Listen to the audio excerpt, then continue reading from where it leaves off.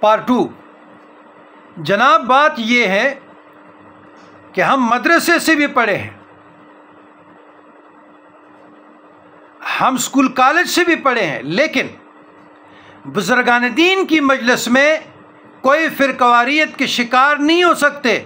اگر کوئی فرقواریت کا شکار ہو جائے، دیوبند دیوبندی ہو جائے اور بریلوی بریلوی ہو جائے، اس کی روحانیت پہ، اس کی ولایت پہ آپ شک کریں۔ وہ محمدی المشرف، احمدی المشرف تو دور کی بات ہے، ابھی انسان نہیں بنے۔ یہ اسکول آف تھاٹ ہے، یہ دین نہیں ہے، یہ دین اسلام نہیں ہے۔ ہاں ہم اہل سنت الجماعت ہیں، سنی ہے، حنفی ماتریدی ہے، ہم فقہا کے تقلید کرنے والے ہیں۔ دیوبند اسکول آف تھاٹ ہے، ایک یونیورسٹی کا نام ہے، بریل اسکول آف تھاٹ ایک یونیورسٹی کا نام ہے، اس طرح سلف ایک یونیورسٹی کا نام ہے، شیعہ مکتب فکر ایک فرقہ ہے، سنی بھی ایک فرقہ ہے، لیکن آگے جب وہ آ جاتے ہیں تو وہ بھی ایک اسکول آف تھاٹ کا نام ہے۔ تو اس میں کلوز ہونا، اس کی فکر میں رنگین ہونا، تو یہ اہل سنت الجماعت تو نہیں نا جی۔ جو لوگ اپنے ساتھ دیوبندی و بریلوی لکھتے ہیں، اگر اسکول آف تھاٹ کی وجہ سے لکھتے ہیں تو ٹھیک ہے، وہاں سے پڑھیں، لیکن اگر یہ سمجھ رہے ہیں کہ ان شخصیات کو فالو کرتے ہیں تو یہ غلطان پہ ہیں، خطا پہ ہیں۔ شخصیات کو فالو نہیں کیا جاتا۔ ہم عقائد میں عقائد اسلامی رکھتے ہیں، اصول فرع میں ہم امام اعظم ابو حنیفہ کے مقلد ہیں، امام ابو منصور ماتریدی کے مقلد ہے۔ اچھا، رہی دوسری بات، دیکھیں میں آپ لوگوں کو ایک مثال دے رہا ہوں۔ ایمان ابی طالب پہ شاہ رضا محدث بریلوی رحمۃ اللہ علیہ نے کتاب لکھی، عدم ایمان ابی طالب۔ گو کہ ہمارے مشائخ ہم ایمان ابی طالب، خدمات ابی طالب، نجات ابی طالب کے قائل ہیں۔ احمد رضا محدث بریلوی رحمۃ اللہ علیہ قائل نہیں تھے، اس پر یہ مسئلہ مستور رہا، چھپا رہا۔ اس نے قرآن سے، حدیث سے، فقہا کے اقوال سے، شارحین کے اقوال سے مدلل طریقے سے تحقیق کے چکی سے گزرا ہے۔ اب اس پر یہ معاملہ مستور رہا، چھپا رہا۔ ملا علی قاری رحمۃ اللہ علیہ پہ، امام اعظم ابو حنیفہ رحمۃ اللہ علیہ پہ، والدین مصطفیٰ رحمۃ اللہ علیہ کا معاملہ مستور رہا، اور پھر امام جلال الدین سیوطی رحمۃ اللہ علیہ مسالک الحنفاء، اس پہ سورج کی طرح کھل گیا۔ تو اب کیا میں نے اکابرین کی شان میں برا بھلا کہوں، گستاخی کروں؟ اللہ معاف فرما دے، سوچ بھی نہیں سکتے۔ اب شاہ رضا محدث بریلوی رحمۃ اللہ علیہ کے کافی شاگردوں پر یہ معاملہ کھلا، ظاہر ہوا، وہ ایمان ابی طالب پہ سینکڑوں کتابیں لکھی۔ تو علمی معاملات میں، علمی اختلاف میں کسی کو بدعقیدہ کہنا، کسی کو زندیق کہنا، کسی کو گستاخ کا ٹائٹل دینا، کسی کو بے ادبی کا ٹائٹل دینا، یہ کہاں کا انصاف ہے؟ کیا یہ خانقاہ نظام والوں کا یہ طریقہ ہے کہ لوگوں پر فتویٰ ہو جائے؟ اور آپ کو یہ حق کس نے دیا کہ پلانا گستاخ ہے؟ وہ آپ کے عقیدے سے موافقت نہیں کرتے نا۔ آپ جو رسمیات کو، آپ نے رسمیات کو دین بنایا ہے، آپ نے رسمیات کو مذہب بنا دیا، حالانکہ رسمیات، مثلا رسمیات یہ ہے، ہم نماز جنازہ کے بعد دعا کرتے ہیں، جس طرح ہم کل شریف کرتے ہیں، فاتحہ خوانی کرتے ہیں، جس طرح ہم قبروں پہ چڑھاوے اور وہ چادریں چڑھانا یہ کرتے ہیں، تو یہ ساری رسم اگر کوئی نہیں مانتا تو کیا وہ گستاخ ہو گیا؟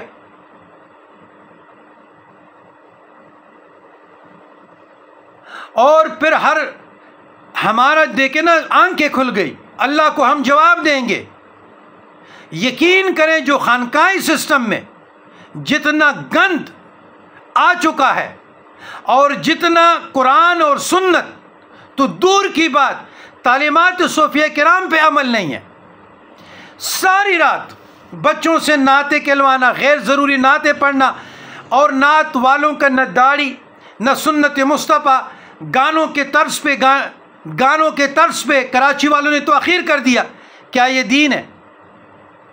اب عورتیں تھمبل کے ساتھ، آوازیں باہر آ رہی ہے، کوئی پردہ نہیں ہے. شام رضا محدث بریلوی فتاوی رضویہ پڑھے، یہ ہے قبرستان جانے کا طریقہ، یہ ہے ایصال ثواب کا جو شرعی طریقہ ہے وہ کیوں نہیں اپناتے؟ یقین کریں یہ جو آپ مشائخ دیکھ رہے ہیں، یہ ہم نہاد دین کے ٹھیکیدار پونچھے نیچے اور بدماشوں کی طرح آ رہے ہیں، کوئی پاؤں چھوم رہے، کوئی ہاتھ چھوم رہے، کوئی کیا کر رہے ہیں. تو دیکھو سنت سے دور ہے. حدیث مصطفیٰ صلی اللہ علیہ وسلم ہے ٹخنوں کے نیچے ازار کو لٹکانا یہ تکبر کی علامات میں سے ہیں. ان کو تو اتنی توفیق نہیں ہے کہ مثلاً اپنے پونچھوں کو ٹخنوں سے اوپر کریں، اتنی توفیق نہیں ہے ان لوگوں کو.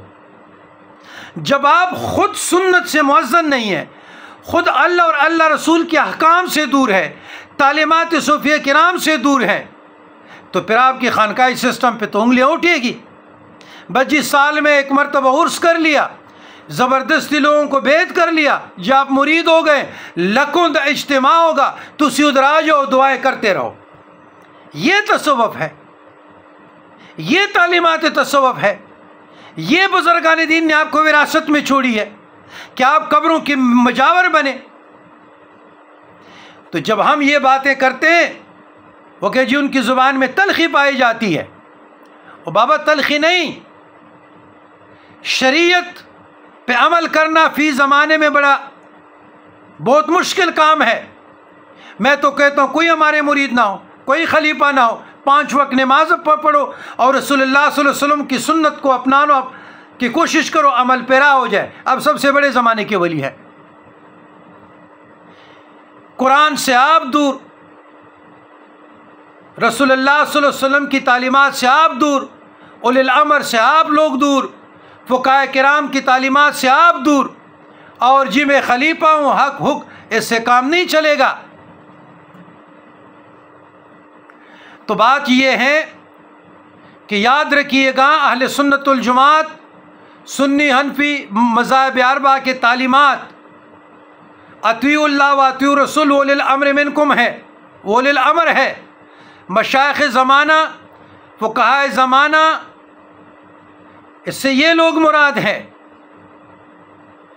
تو مقلدین کے حصے میں یہ فیوزات و برکات آئے ہیں.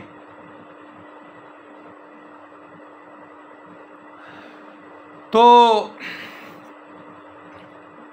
سوالات سے گریز، بعض لوگ کہتے ہیں کہ جی نام نہاد، آج کل جو قوالیوں کا حال دیکھیں، یقین کریں بعض قوالیاں جب میں سنتا ہوں لوگ بیچتے ہیں اس میں کفری الفاظ ہوتے ہیں، نعتوں میں کفری الفاظ، نعتوں میں یقین کریں ایسے ایسے توہین امیز الفاظ.